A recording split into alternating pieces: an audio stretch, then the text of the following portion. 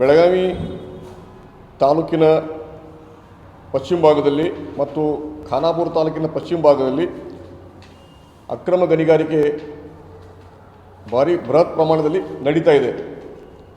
ಇದ್ರ ಬಗ್ಗೆ ಈಗಾಗಲೇ ನಾವು ಸಂಬಂಧಪಟ್ಟ ಅಧಿಕಾರಿಗಳಿಗೆ ತಿಳಿಸಿ ಇದ್ರ ಬಗ್ಗೆ ಹೋರಾಟ ಪ್ರಾರಂಭ ಮಾಡಿದ್ದೀವಿ. ಆ ಹೋರಾಟದ ಮುಖಾಂತರ ಕೆಲವು ದಿವಸದಿಂದ 8 ಜನರ ಮೇಲೆ FIR ಆಗಿದೆ. ಇದು ಏನು FIR ಆಗಿದೆ, ಇವರೆಲ್ಲ ಸಣ್ಣ ಆಪ್ರೇಟರ್ಸರು.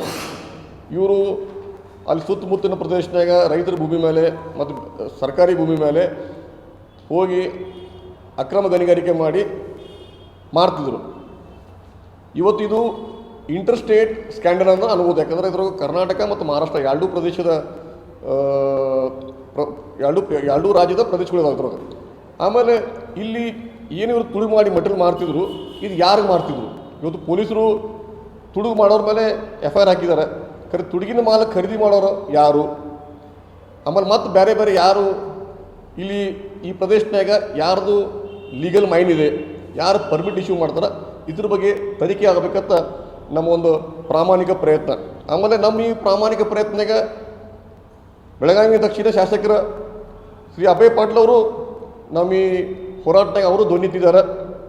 ಅವರು ಎಸ್ಟಿಮೇಟ್ ಕಮಿಟಿಗೆ ಒಂದು ಪತ್ರ ಬರೆದಾರ. ಬೆಳಗಾವಿ ತಾಲೂಕಿನಾಗ ಮತ್ತು ಖಾನಾಪುರ ತಾಲೂಕಿನಾಗ ಅಕ್ರಮ ಗಣಿಗಾರಿಕೆ ನಡೆದಿದೆ, ಸಂಬಂಧಪಟ್ಟ ಇಲಾಖೆದವರು ಇದ್ರ ಬಗ್ಗೆ ಏನೂ ಕ್ರಮ ತಗೋತಾ ಇಲ್ಲ, ಆಮೇಲೆ ಇದ್ರ ಯಾರು ಇನ್ವಾಲ್ವ್ ಅದಾರ ಅವ್ರ ಮೇಲೆ ಏನು ಕ್ರಮ ಆಗಿದೆ ಅದರ ಒಂದು ಅವರು ಎಸ್ಟಿಮೇಟ್ ಕಮಿಟಿನಾಗ ಪ್ರಶ್ನೆ ಮಾಡಿದ್ದಾರೆ. ನಾವು ಅದಕ್ಕೆ ಸ್ವಾಗತ ಮಾಡ್ತೀವಿ. ಆದರೆ ಬೆಳಗಾವಿ ತಾಲೂಕಿನಾಗ ಇವತ್ತು ಲೀಗಲಿ ಒಂದೇ ಒಂದು ಮೈನ್ ಇದೆ, ಅಂದ್ರೆ ಸರ್ಕಾರಿನ ಇಲಾಖೆಗಳ ಅನುಮತಿ ಪಡೆದಂಥ ಒಂದೇ ಒಂದು, ಅದು ಇಂಡಿಯನ್ ಬ್ಯೂರೋ ಆಫ್ ಮೈನ್ಸ್ ಆಮೇಲೆ ಮೈನ್ಸ್ ಆ್ಯಂಡ್ ಜಿಯೋಲಜಿ ಕಡೆಯಿಂದ ಅನುಮತಿ ಪಡೆದಂಥ ಒಂದೇ ಒಂದು ಮೈನ್ ಇದೆ. ಅದು ಬೆಳಗುಂದಿ ಹತ್ತಿರ ಇರುವಂಥ ಮಾಲಿನಿ ರಿಸೋರ್ಸಸ್. ಅವರು ಸುಮಾರು ಒಂದು 12 ಸರ್ವೆ ನಂಬರ್ನಾಗ ಮೈನಿಂಗ್ ಮಾಡ್ತಾಯಿದ್ದಾರೆ. ಇವ್ರಿಗಿಂತ ಮುಂಚೆ ಬೆಳಗಾಂ ಮಿನರಲ್ಸ್ ಅನ್ನೋರು ಒಂದು ಕಂಪ್ನಿ ಇತ್ತು, ಅವ್ರು ಮೈನಿಂಗ್ ಮಾಡ್ತಿದ್ರು. ಆಮೇಲೆ ಅವ್ರು ಮೈನಿಂಗ್ ಆದಮೇಲೆ ಅವರು ಮಾರಿ ಹೋದರು. ಅವ್ರು ಮೈನಿಂಗ್ ಮಾಡೋರಿಗೆ ಎಲ್ಲನೂ ಅಲ್ಲಿರುವಂಥ ಎಲ್ಲ ಮಟೀರಿಯಲನ್ನು ಅವರು ಮೈನಿಂಗ್ ಮಾಡಿ ಅಲ್ಲಿ ಏನು ಉಳಿದಿಲ್ಲ. ಇವತ್ತು ಇದು ಏನರೇ ಆ ಪೂರಾ ಮೈನಿಂಗ್ ಏರಿಯಾನಾಗ ಏನರೇ ಒಂದು ಯಾವ್ದಾರು ಸರ್ವೆ ನಂಬರ್ನಾಗ ಮೆಟೀರಿಯಲ್ ಉಳಿದಿದ್ರೆ ಅದು ಸರ್ವೆ ನಂಬರ್ 285.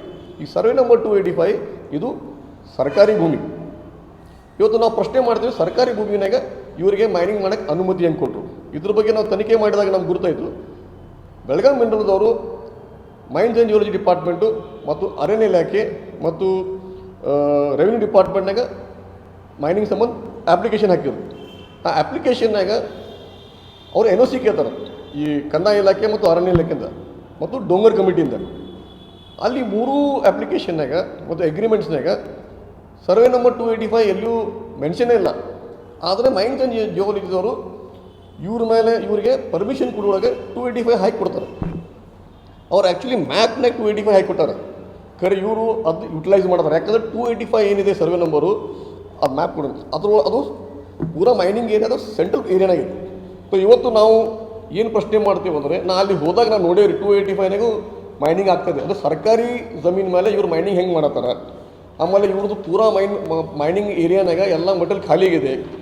ಇವ್ರಿಗೆ ಮೆಟೀರಿಯಲ್ ಎಲ್ಲಿಂದ ಬರ್ತಾಯಿದೆ, ಇವ್ರು ಪರ್ಮಿಟ್ ಹೆಂಗೆ ಇಶ್ಯೂ ಮಾಡತ್ತಾರ, ಇವೆಲ್ಲ ಪ್ರಶ್ನೆಗಳು ಬರ್ತಾವೆ. ಆಮೇಲೆ ಶಾಸಕರು ಇಲ್ಲಿ ಏನು ಇಲ್ಲಿಗಲ್ ಮೈನಿಂಗ್ ಆ್ಯಕ್ಟಿವಿಟಿ ಆಗ್ತದೆ ಅವರು ಧ್ವನಿ ಎತ್ತಿದ್ದಾರೆ, ನಾವು ಸ್ವಾಗತ ಮಾಡ್ತೇವೆ. ತಮ್ಮ ಕಂಪ್ನಿ, ತಮ್ಮ ಸಂಬಂಧಿಕರ ಕಂಪ್ನಿ ಇದ್ರ ಇನ್ವಾಲ್ವ್ ಐತಿ, ಇದ್ರ ಬಗ್ಗೆ ಅವರು ಎಸ್ಟಿಮೇಟ್ ಕಮಿಟಿಗೆ ಕಂಪ್ಲೇಂಟ್ ಕೊಡ್ತಾರಾ, ಇದು ನಾವು ಅವ್ರಿಗೆ ಪ್ರಶ್ನೆ ಮಾಡ್ತೀವಿ.